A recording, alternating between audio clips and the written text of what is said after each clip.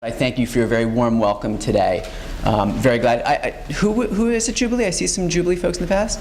Excellent, great. So there are some old souls here. Next Monday night ushers in the first night of the holiday of Passover. It's the 8-day Jewish holiday that commemorates the exodus of the ancient Jews, the Hebrews, from enslavement in Egypt some 3,500 years ago. And to be honest, the timing couldn't be more perfect because I understand that you've had a theme of human rights throughout the course of the year. And this has been a remarkable year for some other reasons as well. We have the 150th anniversary of the Emancipation Proclamation and the second inauguration of our country's first African-American president. So this topic of liberation from oppression, I think, is particularly timely. But despite all these commemorations of liberation from oppression, I'm struck by something that Westover's head of school, Ann Polina, noted in her opening speech this fall. She noted that even when we commemorate how far we have come and declare an allegiance to human rights, we still find ourselves fighting for those very rights. And so I want to wrestle a bit with that conundrum today by drawing your attention to the way that the story of Passover, right, this exodus from oppression to liberation, which occupies the majority of the Torah, right? The Torah is the first 5 books of the Hebrew Bible. Most of it is this Exodus story. I want to start to think about how we can use this more than an ancient story, however you understand it, whether it's myth or history or literature, and start to recognize its profound effects on our history in this country, because throughout our own struggle with human rights in this country, a pretty painful struggle, I would suggest, we've looked to the Exodus as a prophetic model, a vision for our own future, in ways that are quite surprising. So the story of Exodus. Can anyone on one foot share with me what the story is? What happens?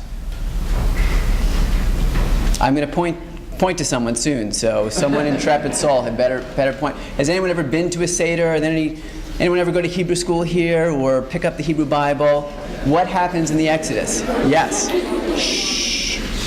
Moses leads them out of Egypt, he parts the Red Sea and the plagues. Exactly. Moses leads them out of Egypt, he parts the Red Sea, there are plagues, there's destruction. It's a very dramatic story, right? So about 3,500 years ago, we think, if we think that it's historical in any way, the earliest Hebrews made their way from what is today Israel and Palestine to Egypt. And over time, the kings of Egypt, known as the pharaohs, began to feel threatened by the growing numbers of these Hebrew people and enslaved them, condemning them to backbreaking labor. But the Passover story revolves, as you said, around this figure Moses, this Hebrew child born to an enslaved family.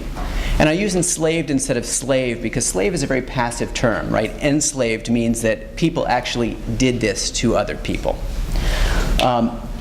So he's this kid born to an enslaved family whose mother saves him from an Egyptian policy of infanticide by arranging for him to be adopted by the Pharaoh's daughter.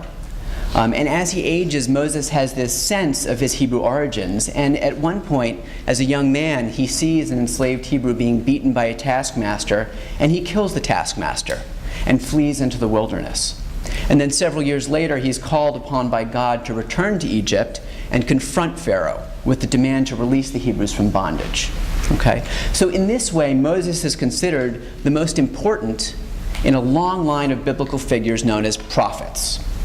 And in fact, the second major section of the Bible, following the Torah, is called the prophets. It is all about these prophetic figures who recount the post-Exodus story of the Jewish people in Israel. The whole section is called the prophets. You may be familiar with some of their names: Samuel, Ezra, Isaiah, Jeremiah. But my question is, why is prophecy so important to the authors of the Bible? Why does it begin with Moses? And most importantly, what is prophecy? Right? We know that Moses channels God's voice to pursue justice for the enslaved Hebrews, but aside from hearing a kind of a heavenly voice emanating from a burning bush, which sounds frankly nuts, what is prophecy? So if I were to ask you, what is a prophet? What do you think of when you think of that term prophet? Who are prophets? What do they do? Again, I'm going to call on you, so I suggest some intrepid souls raise their hands. Yeah? They have the will to change the world. They have the will to change the world. Excellent. What else? Yeah? They They share God's words with the people. Okay, right, they channel God's words, they try to push them out to the people. Anything else? Yeah. Deliver a warning. Deliver a warning. Absolutely. All of these things are part of prophecy, right? So we often think of prophets as these people imbued with some kind of magical or holy power, or sometimes the crackpots on street corners who are speaking into the air, right? We have this sense of prophecy as being either holy or being really nuts. But what it really is a literary formula. It's a way of talking about human rights that is almost mathematical in its simplicity. Prophets' speeches incorporate three things: a memory of a better past, a critique of an imperfect present, and a hope for a more just future. So if you remember nothing else from today, remember this formula. Prophecy equals memory plus critique plus hope. Past, present, future. All right? I'm going to give you an example of a prophet at work. One of the readings this morning was from the prophet Isaiah. Isaiah lived about 720 years before the birth of Jesus, and he was concerned that the people living in Israel were abandoning their ethical commitments. And in a famous biblical speech, Isaiah first reminds the people of their lofty origins. And you can imagine him standing on a soapbox, talking out in the village square, right? So he states, "Look to the rock you were hewn from, to the quarry you were dug from. Look back to Abraham your father, and to Sarah who brought you forth." It's a memory of a lofty past, right? He then chastises the people for hypocritically fasting on the Jewish holy day of Yom Kippur, a day dedicated to repentance, while sinning in every other way and on every other day. He says, "On your fast day, you see to your business and oppress all your laborers. Your fasting today is not conducted to make your voice heard on high. Is this the fast I desire? A day for people to simply starve their bodies?" That's the critique of the present. And finally, he articulates a vision for the future. "This is the fast I desire," he says, "to unlock the fetters of wickedness and untie the cords of the yoke, to let the oppressed go free, to share your bread with the hungry, and to take the wretched poor into your home. When you see the naked, to clothe them, and not to ignore your own kin. Then shall your light burst through like the dawn, and your healing spring up quickly." Right? That's the vision for the future. So for those of you raised in the Christian tradition, think of the ghost of Christmas past, present, and future, the three ghosts that haunted the miser Ebenezer Scrooge in order to prompt him to repent from his ways. And in fact, this notion of Hebrew prophecy holds a really important place in Christian tradition, particularly in America. Right? If you think about the Puritans, they imagined themselves as the new Hebrews, and they even used that language. They felt that their escape from England, from the Protestant Reformation that they feel didn't go far enough in separating from the church in Rome, was actually an exodus from oppression. Right? In their writings, they likened England to Egypt, and imagined that their emigration to the Massachusetts Bay Colony was a sort of exodus from their own oppression. In fact, they referred to their settlement here as a city upon a hill, which is a reference to Jerusalem, the city built by the original Hebrews after the Exodus when they were back in the land of Israel. So this narrative of persecution and rebirth, which is so central to the biblical narrative, was cultivated throughout the early days of the American Republic. But it took on particular significance early among abolitionists agitating for the emancipation of enslaved Africans in America. Now, I want to stop for a moment because when you think about prophets, men always come to mind, right? Muhammad, Isaiah, Moses, these are all male figures for the most part. The Puritan writers were all male figures. And there's an important note here. Prophecy was considered a male form of speech. In the 19th century in the United States, women were not allowed to speak in front of mixed audiences. Their place was considered the private sphere, not the public square. And so the very first woman, as far as we know, to actually speak in public in this country was an African-American abolitionist named Maria Stewart, who in the 1820s got up in front of a mixed audience, what was known as a promiscuous audience. That meant men and women. No joke, that's what it was called. And agitated for abolition. And the only model she had was the prophetic voice. So she was pelted with vegetables and booed from the stage. And people took notice. And the second woman to speak in public in the United States was Sojourner Truth. Probably familiar with her name, right? Some of you. Sojourner Truth was an enslaved African-American woman in New York who was freed at a certain point. In the 1820s started her speaking career. She saw what happened to Maria Stewart. And so rather than adopting a male prophetic voice, she dug back into the Bible to look for female voices. And she found Esther. In the book of Esther, Queen Esther is Jewish, her husband is not, they live in Persia. The husband is considering killing the Jewish population.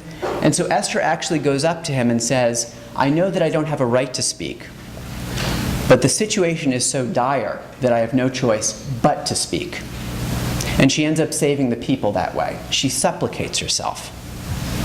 It's a bitter pill to swallow, but it's the pill that Sojourner Truth realized would allow her a voice in public. And in fact, in her very first speech, she refers to the President of the United States as King Ahasuerus from the Purim story. Okay. It is that conscious. So I want to jump back now, or forward, to the second commemoration that I talked about earlier, the 150th year of the Emancipation Proclamation. How many of you have visited the Lincoln Memorial in Washington, D.C. at some point? Right. Describe for me what it feels like to walk up those stairs. What is the emotional impact for you to walk up those stairs toward Lincoln? Anyone? Awe. Awe. Yeah. What else? Majesty. Majesty, right? Anything else? It's humbling. What's that? It's humbling. It's humbling, right? It's larger than life. It's huge. And I was struck watching the second inauguration this year, thinking about the fact that our first African-American president gave his inaugural address staring across the mall to the great emancipator. There's something very powerful about that imagery, right? It's larger than life, that memorial. And interestingly, inscribed in the marble walls are several quotes. Perhaps you've seen them. And they're actually quotes from the prophet Isaiah, who I quoted earlier. They're from Lincoln's second inaugural address. He loved to quote Isaiah. But I want to actually look at another address of Lincoln's briefly, the Gettysburg Address, which was delivered in 1863. And it was delivered at the dedication of the Soldiers' National Cemetery in Gettysburg, Pennsylvania. Now, the timing of this speech is remarkable. The war is still raging. It's 4.5 months after the Gettysburg battle, in which tens of thousands of people were slaughtered. And he gives this Lincoln was known as a lengthy orator, but the Gettysburg Address is 3 brief paragraphs. And again, it fits the prophetic model. Let me show you. He begins with memory.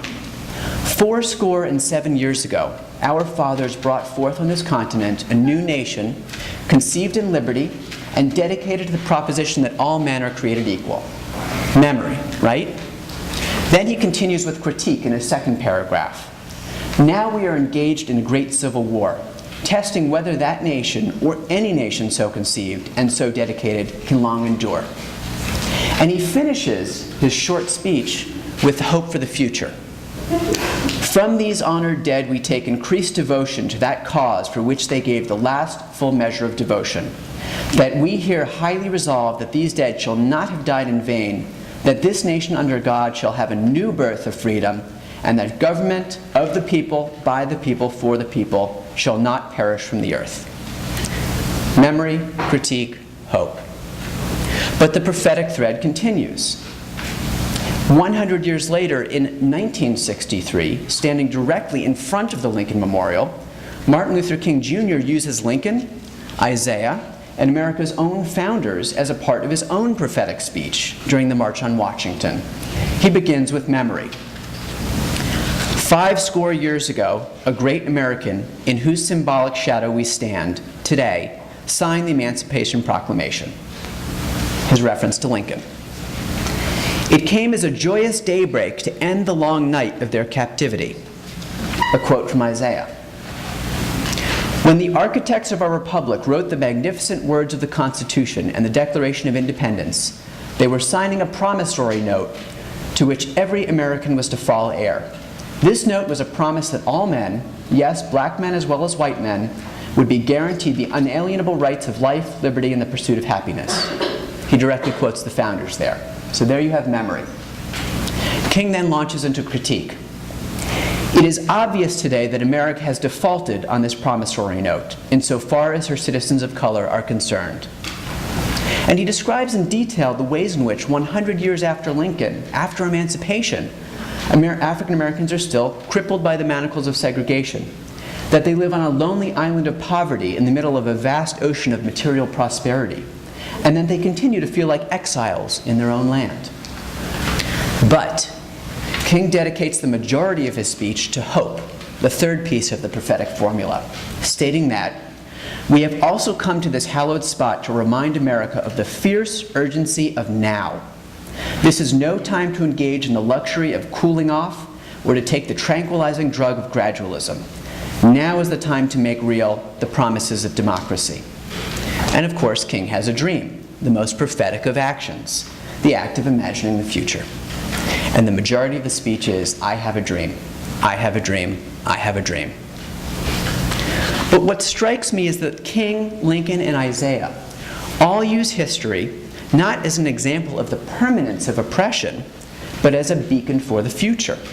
They look to models of past liberations to chart a strategic path toward future liberations in a better world.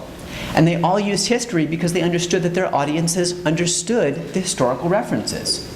King was well aware that many in his audience on that day in 1963 were biblically literate. In his speech, he directly quotes Proverbs, Jeremiah, Isaiah, Ecclesiastes, as well as non-biblical Jewish books, including the Talmud, Pirkei Avot, and coming around full circle, the Passover Haggadah. The Haggadah is the story of the Exodus that is read at the ceremonial Passover meal, the Seder. When King states that the Emancipation Proclamation, quote, came as a joyous daybreak to end the long night, he is quoting the ancient Rabbi Gamliel, who wrote these words, and they're now enshrined in the Passover Haggadah. So for me, the most remarkable story of the Exodus is actually not found in the Bible, and it doesn't concern Moses at all.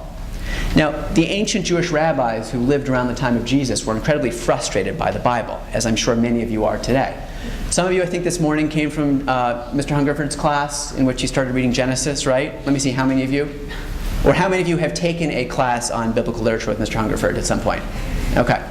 I would like for some of you to describe for me your impressions of the biblical language.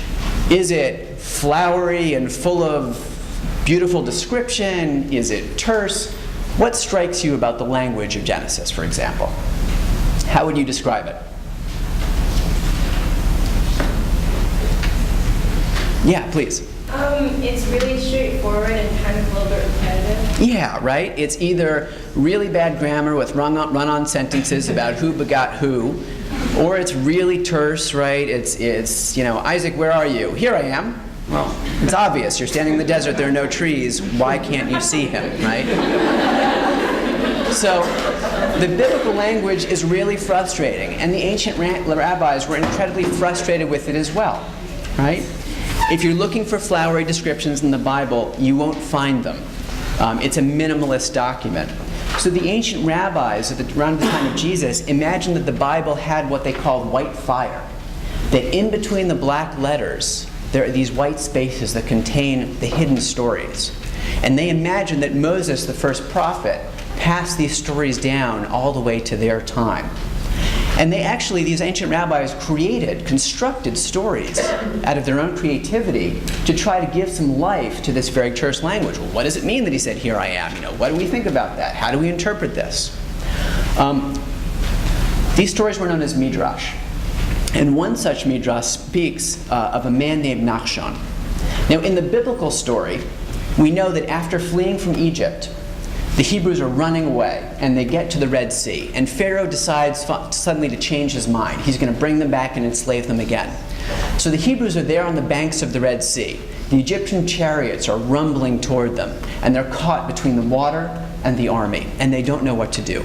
And in the biblical story, Moses waves his staff, the waters part, the people cross onto dry land, and the Egyptians get swallowed up by the water again. Right? It's a nasty story.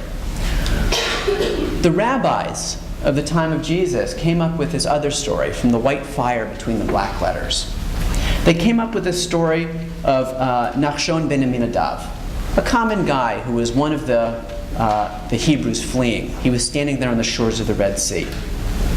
And in this story, they tell that his faith is so strong that he actually wades into the Red Sea before anything else happens, ahead of Moses. He wades in. And as the water is rising and rising and rising and rising, just as it gets to the point where it can't rise any further, the water parts and the Hebrews walk through onto dry land. Okay? So in many ways, this act is the ultimate prophetic conclusion, right? He doesn't know what will happen, but his belief in what he's doing and in a future allows him to suspend disbelief and wade into the sea, into what would ordinarily be certain death. So this lesson of Nachshon is an important one because it encourages all of us to wade in. Not everybody can be Moses, but we all have the opportunity and the obligation to wade into the waters, right? We all have the obligation to challenge convention, to demand justice, and to cross boundaries. And the ultimate symbol of this imperative is actually in the very name Hebrew. Hebrew is not simply the name of a language or of a people. It actually has a meaning in the Hebrew language. And that meaning is boundary crosser. The Hebrews were boundary crossers. They not only crossed geographic boundaries from Israel to Egypt and back, but they crossed boundaries of oppression to liberation, and they crossed boundaries of ethics and justice. And we have an opportunity and an obligation to learn from history, memory, to critique the present, and to hope for a better future. And that's the prophetic vision. Thank you.